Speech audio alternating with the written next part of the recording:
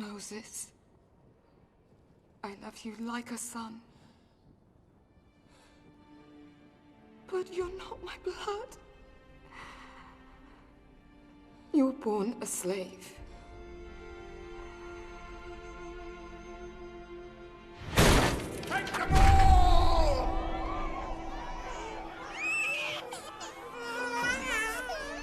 Father killed so many children. He feared a rebellion. Your people were too many.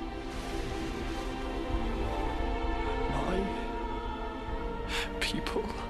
I saved you.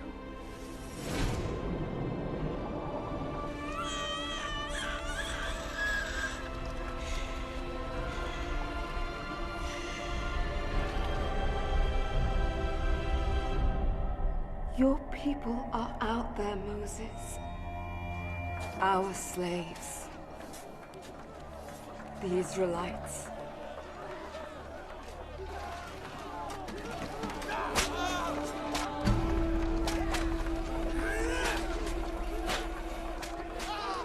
You had a brother, Aaron, and a sister, Miriam. But they are not like us.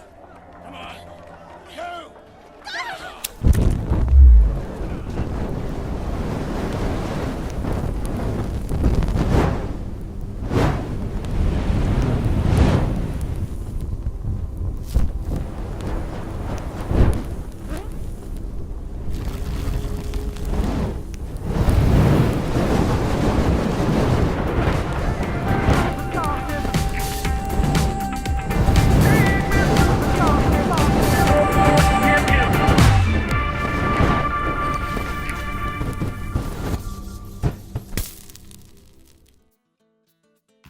Brothers and sisters, welcome back to the Behavior Revolution Scriptures. These scriptures that we're seeking to illustrate and show how the eternal blood covenant of deliverance transcends and goes through all of history, all of time, all of customs. It's above that. It's a behavior in itself. Obedient behavior, like we touched on in episode 1, obedient behavior to Yahusha's instructions is a universal language in itself. So you could have obedient followers of Yahusha, lovers of Yahusha in his bridal covenant, all in the same room speaking all different languages, but you'd still feel the love from Yahusha there because it's his essence, it's his ruach. So that's what these scriptures are about. If you can't stand them, then I apologize, and clearly you're not who these scriptures were for. But there are certain people, not a lot, but there are people tuning into these shows, and I appreciate it. It's affirming, it's encouraging to know that what Yahusha's told me is true, and it's helping people. So I'm going to keep going because I love it, and it's helping me just as much, if not more, than it's helping you. It's bringing me into the scriptures more and more, and just making it alive to me. And it's like it's giving me a purpose and a reason why I traveled through all these different movements. Because I didn't just travel through flippantly. I love them. I love when I was in the Christian movement. I loved it. I loved the worship services. I was playing the guitar and writing songs, and then we heard about the name Yeshua and Yahweh and all these sort of things. So I changed all the names of the songs because I wanted to be obedient. I wanted to do the right thing, even though I was stark raving mad back then and crackers.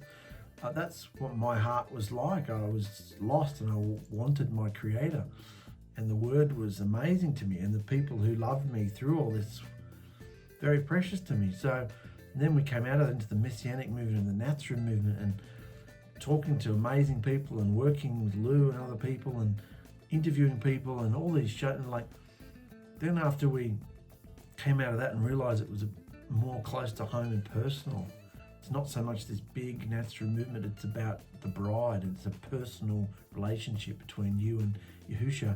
Things got very low for me. I went through a divorce, I went through all these experiences, and I feel like everything had been stripped away from me. What did you put me through all that for, Father? What was it for? It just seemed like a waste of time to me. I've just got all this knowledge, which I had kept most of. He's given me a memory of sorts, and I could remember it all. What's it for? My family's gone, wife's gone, nobody's interested out there. I go to my work, no one's interested. We've been through times where we've used to tell clients and do all these things, and clients just hate you and they think you're a weirdo and wacko in a cult, in a religion, you're a freak, you know. Gone through all these things, and I thought, what was all this for? I've been remarried, the children have all come home. I've got 2 stepkids now, so we've got all this big family.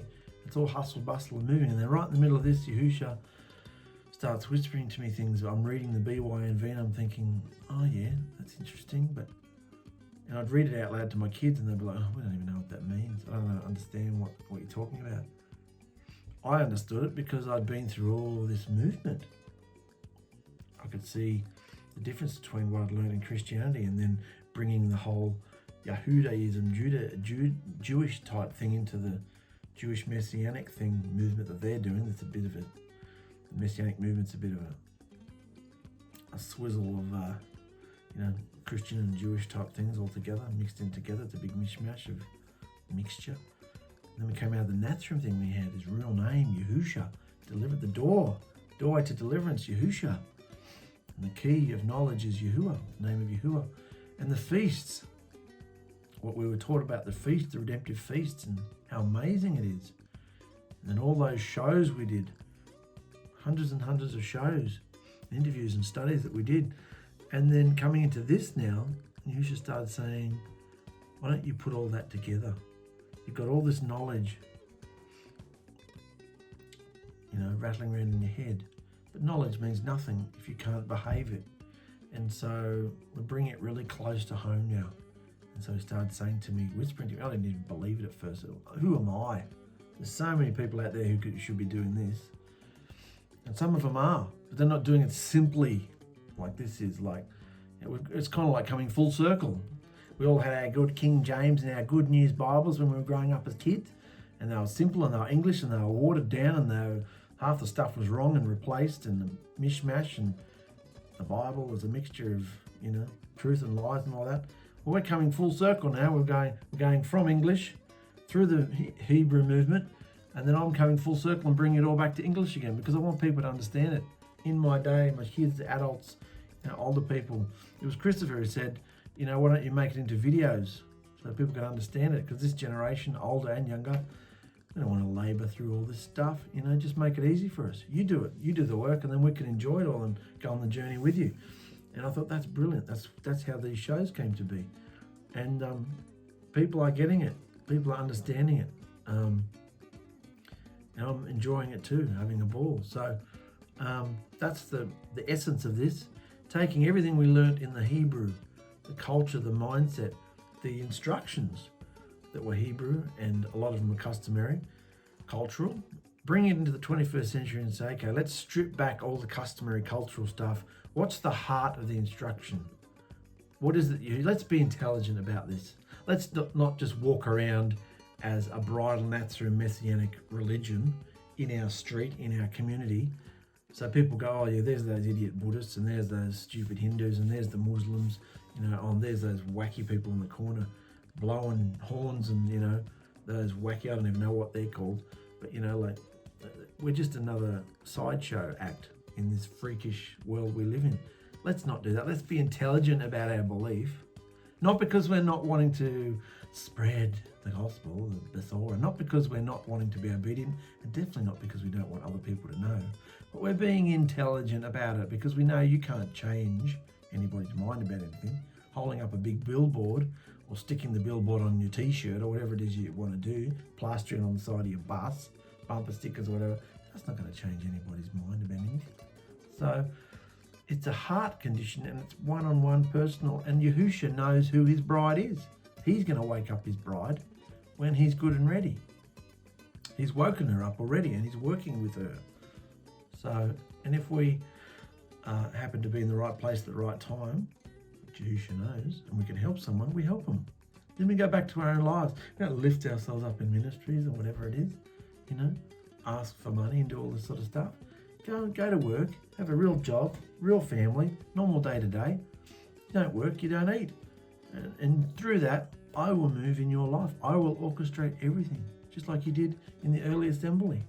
People who didn't even know each other, Yahusha said, you go there and you go there and you do this and you do that. Some of them were even supernaturally transported. That's how involved he was in it. He's just as involved today, guys. He wants to be that involved in your life today. But do we let him? That's the question. Or are we too, we're too into the world and the trinkets and the little bling and shiny things, cars and houses and, things that they're doing. All that's in us. The sins, I don't like that word. I'm trying to train myself to here. All that unlawful, unclean, wicked behavior. The evil that's in us wants to control us. That thing that we're in, wants to control us. And we have to overcome it. He's already overcome the world. And he says, what's in you, that down payment in you, is stronger than the world. I overcame the world. You can do it too. So, enough babbling. We're going on in Exodus today. And Mushah, here comes the deliverer. The type, the shadow of the deliverer. Mushah. So without any further ado, let's go. Where did we come from? Oh, all the Hebrew sons are being slaughtered now. The midwives did not do what they were told, so he's just gone along and said, if they're boys, kill them. Drag them out, take them from their mother's breast, throw them in the river. And that was they were honouring the river god, the river deity. Hapi, I think it was. The Nile River deity, by offering sacrifices of children. Isn't this wicked? So around the time when Israel first began working as slaves, Emran, a man from the tribe of Lewi, got married to Jochebed, a woman from the same tribe. And they had a daughter, naming her Miriam. And just before the decree to murder all the male children, they had a son, naming him Aaron. But after the newborn slaughtering was announced, Amram and many of the Hebrew men separated from their wives for the safety of their families. In other words, so they wouldn't have any more children. They didn't have the elaborate birth control that there is today. We know from our other chapters that there was witchcraft and herbs and birth control type things, but obviously it wasn't in the Hebrew people. So they were worried, we don't want to have any more children in case it's a boy, so I better stay away from my family. Because men are men, women are women, they have desires for each other, and we don't want to take the risk, so they separated. So he separated from his wife and his family for safety, so they wouldn't have any more children. But one day, when she was older, Miriam, their daughter, heard the voice. What about this? Heard the voice of Yahusha, telling her that Yisrael's deliverer would be born from her parents. And after running to tell her father this, Amram brought his family together once again after being apart for 3 years. And Jochebed fell pregnant once again and gave birth to a son. And she saw that he was very good. And that word that's used for good in this is the same word that Yahusha said was good in creation. So we're tying back into the creation and the marriage home here. He said he created this and that and this and that. It was the seventh day, evening and morning, all that. And it was good. Yahusha saw that it was good. Jochebed saw that he was very good. Not just, oh yeah, good. Not just handsome, not just cute, not just what a beautiful, adorable baby. He was good. It was a good thing that was happening. A pure, wholesome gift movement of Yahusha. It was good. So, and in the turquoise here, the 𝗪𝕋, which is Yahusha's secret identity, is all through this text, showing us that this birth was incredibly important. So you can see that too. It's proof that Mushah's birth was a good thing. It was a movement of Yahusha. Because the 𝗪𝕋, and whenever you see the 𝗪𝕋 in the text, it means it's Yahusha talking, or Yahusha's doing it, Yahusha's moving. It's all about Yahusha. So Jochebed kept her baby boy hidden and out of sight from the Egyptians for 3 months. Imagine trying to do that. Keep a newborn baby quiet. But when she could no longer hide him, she remembered the deliverance of Noach on the waters, and she made a small ark from papyrus reeds, just big enough for a baby, and waterproofed it with tar and pitch. She would have known the stories that had been told to her. She was from the tribe of Lewi. Lewi was one of the sons of Jacob. They would have been told the stories of Noach and the ark. You know? And as I mentioned when we were talking about Noach's ark, the Hebrew word for ark is only used twice in the scriptures. Remember I put a thing up on the screen showing that there's 2 different words that are used for ark. One is referring to a covenant deliverance house, a boat, and the other one is referring to a box.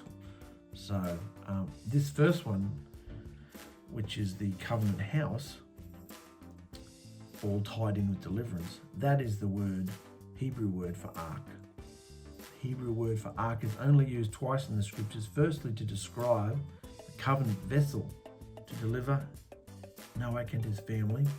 And secondly, it is used right here to describe the covenant vessel to deliver Mushah. Obviously, it's just on a smaller scale. Just like Mushah did, she waterproofed it, and she put him in the river to deliver him on the waters. Here we go again, through the water, deliverance through the water. And she put her baby in the ark and laid it among the reeds along the bank of the Nile River, knowing that the Egyptian princess, who was barren, often visited, this is the daughter of the Pharaoh, the Egyptian princess, who was barren, often visited that spot, despite the crocodiles, to beg Harpi, who was Egypt's fertility deity of the Nile River, beg him for a child, immersing herself in worship to him as a fertility rite. So she knew that the royal family, the daughter, Pharaoh's daughter, would be coming to the river to bathe herself, to immerse herself, worship the river deity.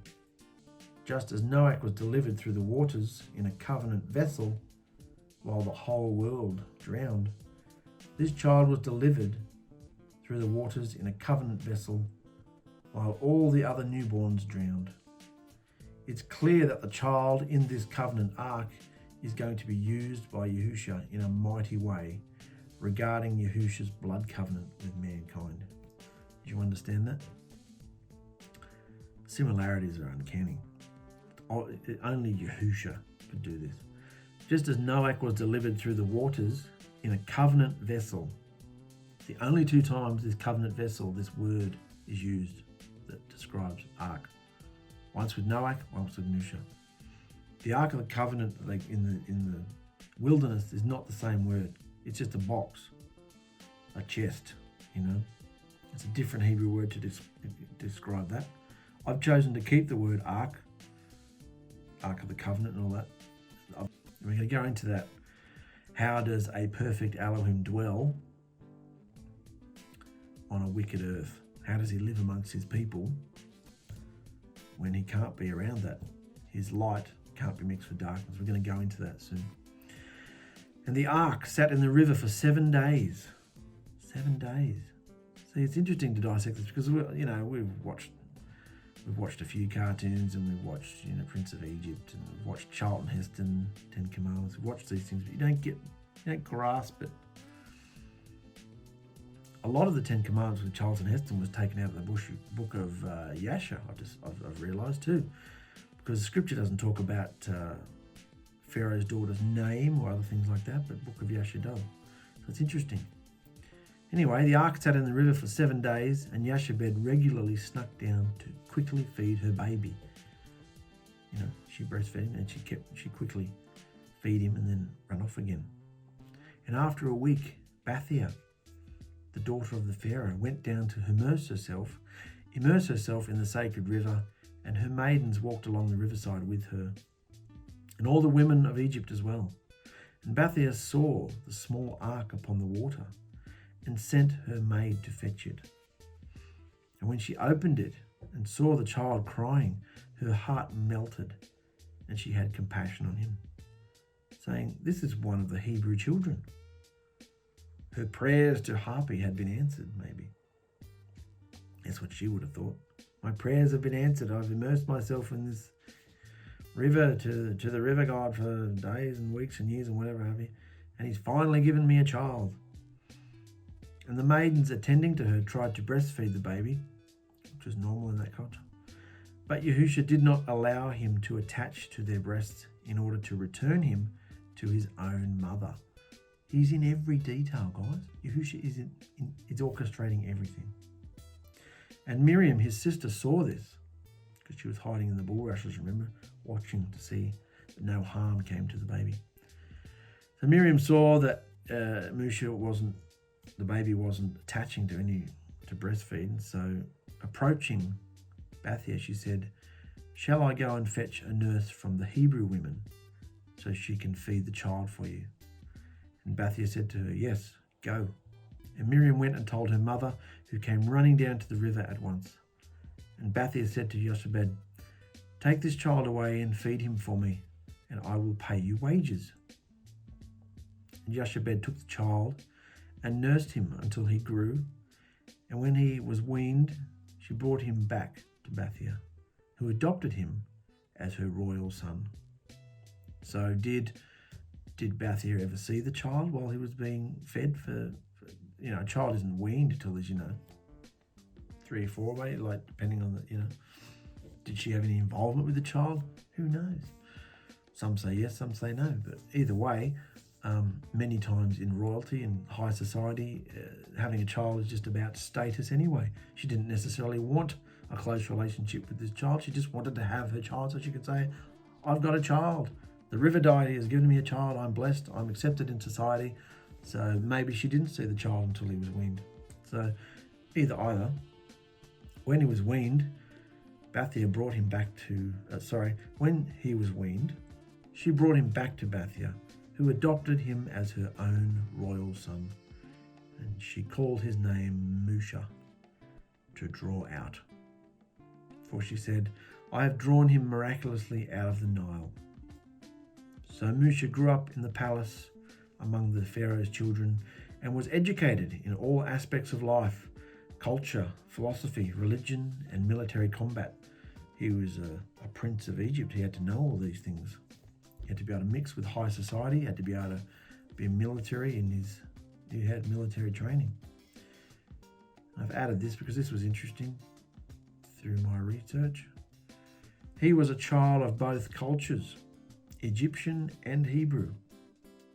He never truly, it's not like the cartoons or the movies where he grew up and when he was an adult, he finally realized he finally found out the truth that he was a Hebrew. No, none of that. He would have known. I mean, if the Egyptians had pitch black skin and the Hebrews had brown skin, well, it's pretty obvious then, wouldn't it? He had lighter skin. So it's obvious he wasn't an Egyptian. So he would have known from whenever. He would have known his whole life that he wasn't. It wasn't just some big revelation. "Oh, I'm an Hebrew, what?" No. He was a child of both cultures, Egyptian and Hebrew, never truly feeling like he fitted into either. He looked different to his Egyptian family and was despised for being a filthy Hebrew. So you know what kids on the playground are like? You're one of those filthy Hebrew kids, He wouldn't have fit in there because he had lighter skin and he was circumcised too. So, he had the skin cut off his willy, so he was different. And he was also hated by his Hebrew people for being part of the wicked system that was making their lives so miserable. So if he went back to hang out with his Hebrew family, imagine all the people around him there. Maybe not his direct family, but imagine all the neighbours and all the people in the street. "Oh, get him out of here, He's one of those royal kids, Egyptian kids. He's not one of us." So he would have grown up with quite a chip on his shoulder, which babies were all murdered in. What about that? All the babies are being murdered and he's delivered out of the same river. And he's delivered by the woman who's the daughter of the very man who's killing all the babies.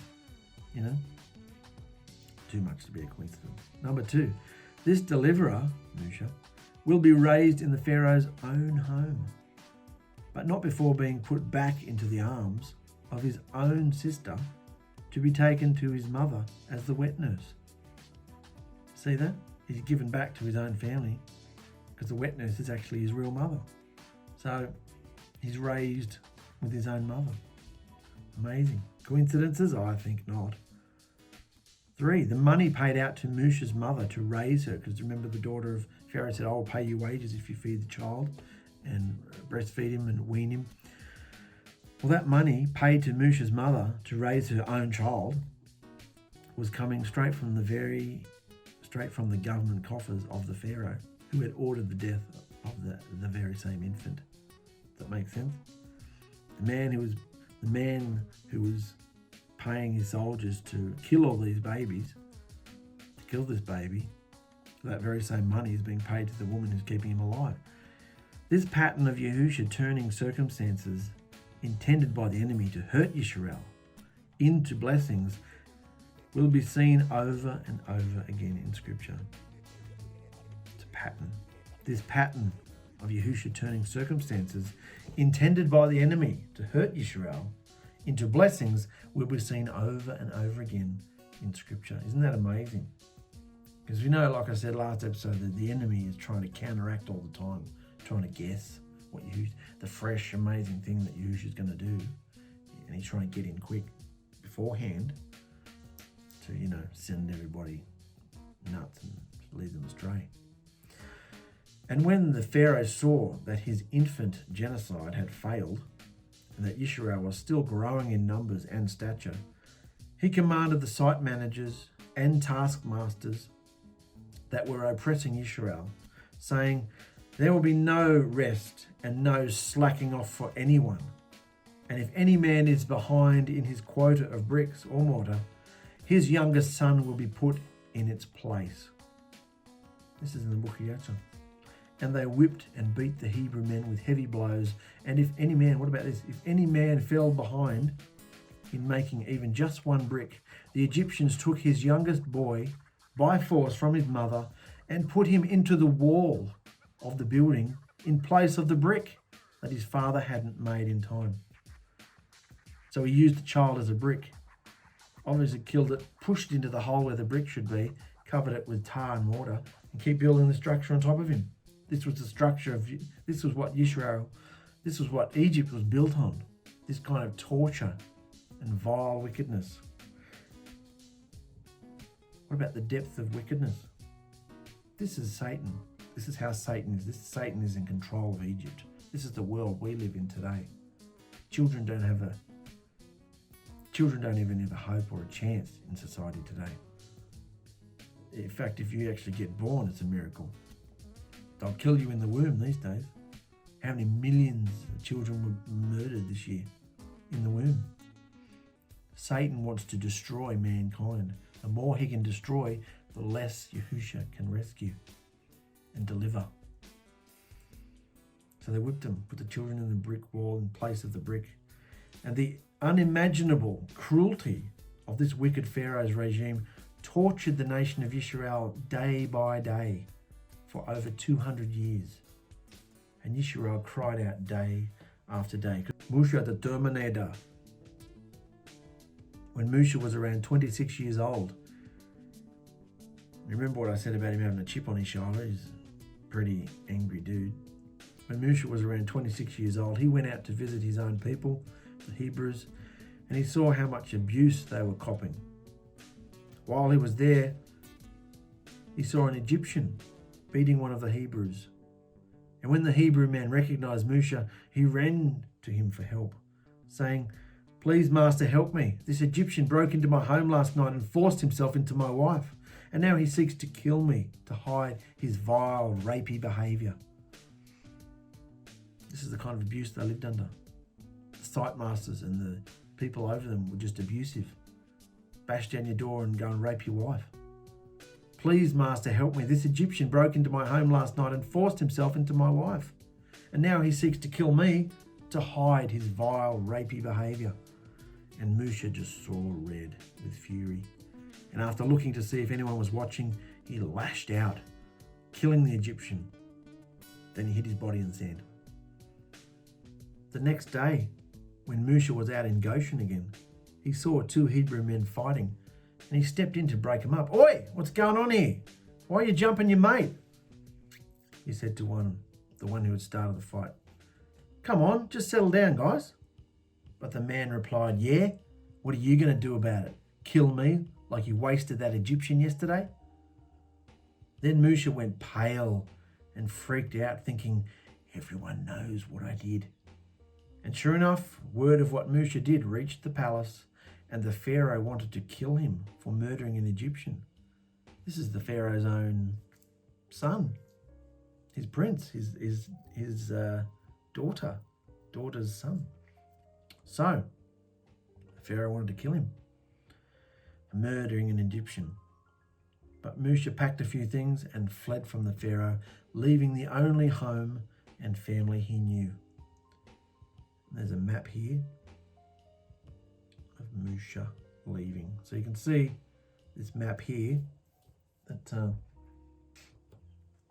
you can see in this map here, got Lower Egypt, and they called Lower Egypt, even though it's higher up on the map because of the topography.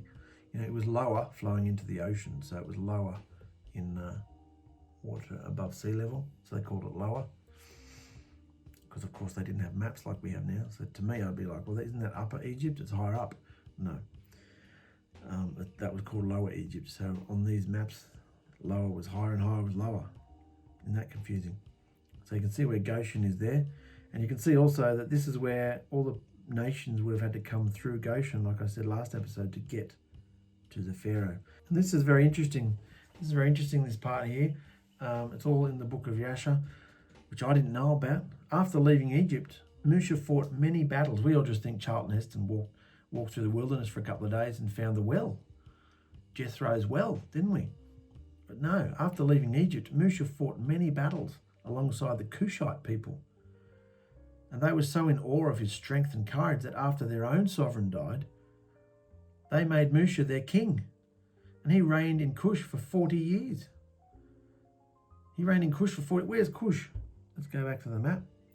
Cush is down there. Cush isn't even on this map. Cush is further down. So he didn't go over Sinai Peninsula and over to Jethro at this point. He went south. South down here, following the Red Sea down here, he went down Cush. And Cush is just a bit further down than this map, down there. So he was fighting and working alongside the Cushite people, and then he was their king for 40 years. After leaving Egypt, Mushah fought many battles alongside the Cushite people, and they were so in awe of his strength and courage that after their own sovereign died, they made Mushah their king, and he reigned in Cush for 40 years. But his pagan queen convinced the people to elect someone else, because after 40 years, he had still not slept with her and refused to bow down and worship their deities. Interesting. So they booted Mushah out of Cush at the age of 66, where he then travelled to Midian, for he was still afraid to return to Egypt. Desires and rage overtake him and kills somebody, then he's kicked out. Well, he doesn't kick, he's wanted man, so he runs away. Then he becomes a king in another nation for 40 years. And then they kick him out because he won't do what they want him to do. So this preliminary scene setting is just getting us ready for Yahusha to do much more in this man's life. And it's very fascinating to see how this mirrors in the life of Yahusha and also in our own lives. We look at this and go, okay, yeah, he wasn't anybody special, you know, neither are we. Why were we chosen? Why did he choose Mushah? Why did he choose us? What did we do? Nothing. It's his plan. So be searching for him, brothers and sisters, in your day. He's everywhere. Are you including him in your conversation? Are you talking to him? Are you seeing him in everything that goes down? Love you. See you next episode.